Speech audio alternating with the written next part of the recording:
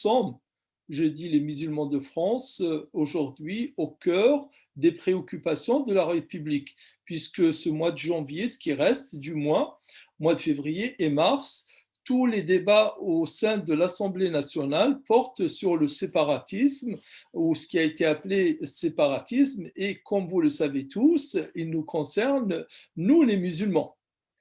Voilà, donc c'est pour cette raison que je pense que soit à notre initiative ou à l'initiative d'autres frères et sœurs, que d'autres réunions puissent avoir lieu dans les semaines à venir, c'est quelque chose, je dirais, de nécessaire.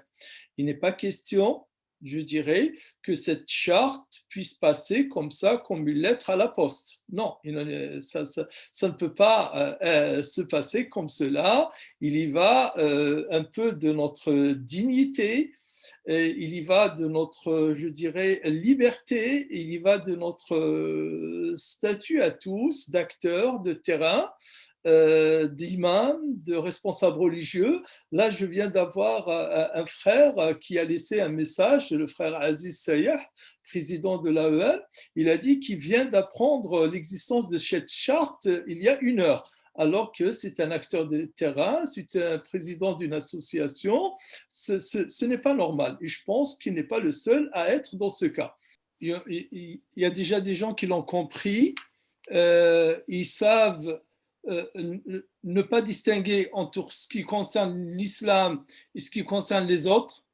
D'ailleurs, il y a, je pense, qui s'appelle Ariel Alevi, qui est un avocat, qui a écrit un livre, L'islamophobie et l'antisémitisme, un effet de miroir. L'islamisme nourrit, pardon, l'islamophobie et l'antisémitisme, quand l'un est touché, l'autre suit. Et actuellement, il y a parfois, regardez, même aux États-Unis, c'est le cas.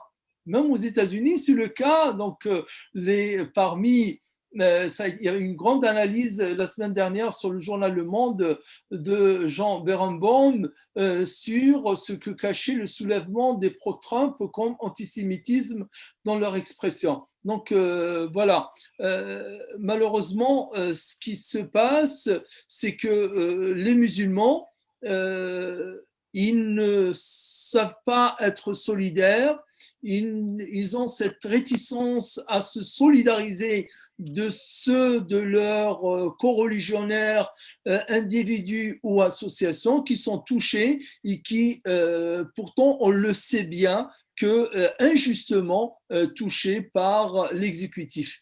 Quand c'est la justice qui décide, qui tranche, c'est autre chose. Il y a des voies judiciaires pour faire des recours. Mais quand c'est l'exécutif, ça fait combien de temps moi, personnellement, j'ai écrit sur certaines mosquées qui étaient fermées, pas pour des raisons juridiques, mais c'est plutôt l'exécutif, par loi de la préfecture, qui l'autorise à fermer des mosquées pendant 3 mois renouvelables, mais quand il n'y a pas de recours, ça perdure malheureusement.